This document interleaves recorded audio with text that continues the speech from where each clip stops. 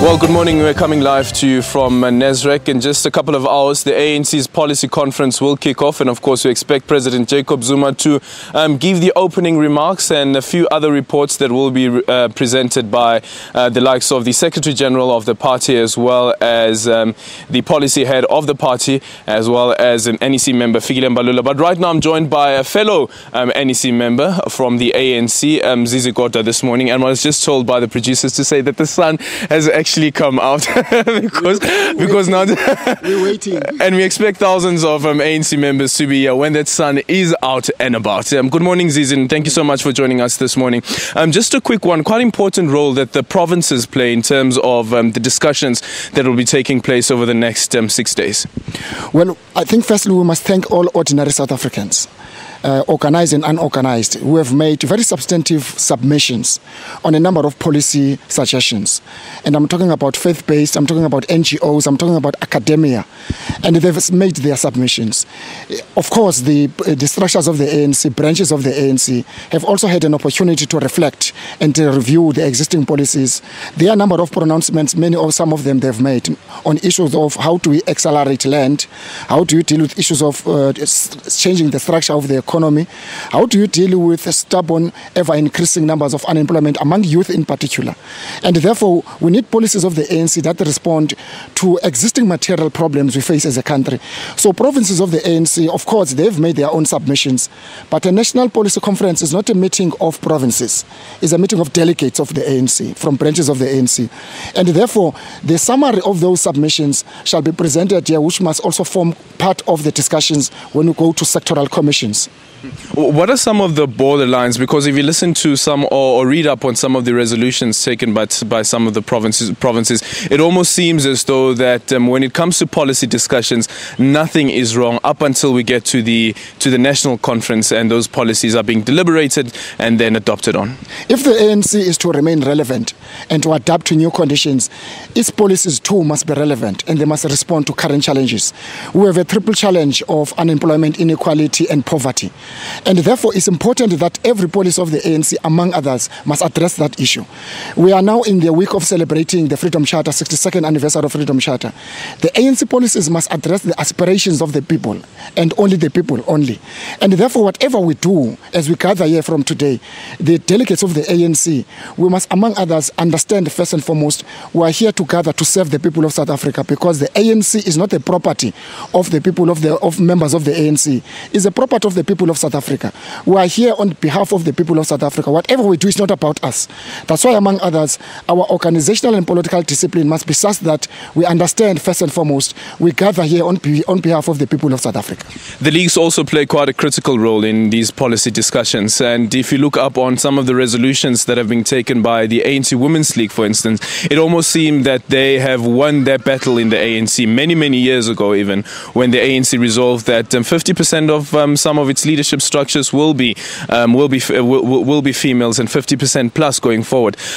When you look at the ANC Youth League, though, on the other hand, they've also made a couple of resolutions and they are demanding that there be youth representation even at the highest level, including the top officials of the ANC. Top 6, whether it will become a top 9 eventually or top 11, it's something else. But do you think that will find resonance amongst delegates here when they come here this morning and when they start discussing the resolutions and, of course, the representation of young people in leadership positions? We don't have an item called leadership at the policy conference. There is no item to elect or to remove anybody. It is not within the powers in the provisions of the ANC constitution of the policy conference to discuss election or to remove anybody in the policy conference. The policy conference discusses policies. And therefore, all suggestions that may come from provinces, from structures of the ANC, they belong to the national conference when we deal with, because that issue, for an example, a suggestion about extending the number of the top officials, it has to do with the constitution of the ANC. It means we must amend the constitution. That will only come as we prepare for for the national conference. It does not belong at this policy conference.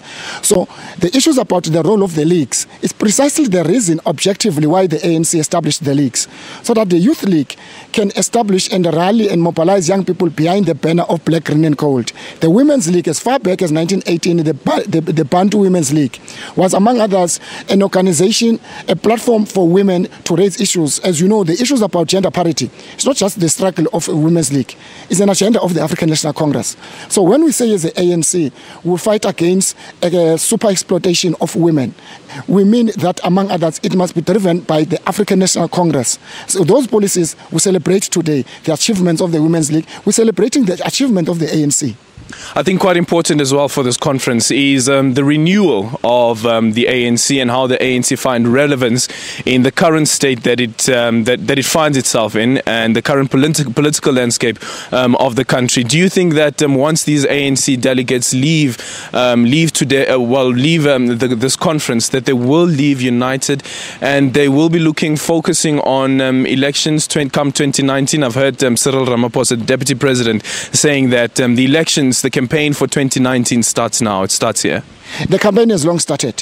When you leave elections like in 2014, you already prepare for the next election. And I think it's a nature of electoral politics that whenever you win elections, in terms of addressing the aspirations and the promises and the commitment you made to the electorate, you are preparing for the next election.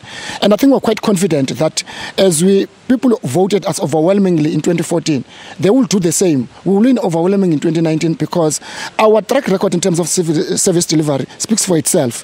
What we need to do, though, is to strengthen the African National Congress, because it's one thing to have very good progressive policies, and it's another to have a very weak ANC. But those progressive policies are meaningless if you don't have a strong and a united ANC. And therefore, we think that the challenges we face are not insurmountable. The ANC, out of this policy conference, notwithstanding some of the challenges it faces, both in terms of factionalism and divisions, it shall emerge, and it must emerge united, stronger. It must be strong like a rose that grew from the concrete. That's what the ANC, when we rise here on the last day, it must be a different ANC. It must restore confidence. It must inspire hope to South Africans. Well, thank you so much. There you have it from Zizi Kodwa, NEC member of the ANC. Quite certainly wait and see whether that rose will grow from this rock, which will be the rock of Nasrec here in the south of Johannesburg. We'll continue with various discussions and also looking into some of the topics and suggestions that have been raised by the provinces, as well as the leagues and policy proposals as well. For now, it's back to you in studio.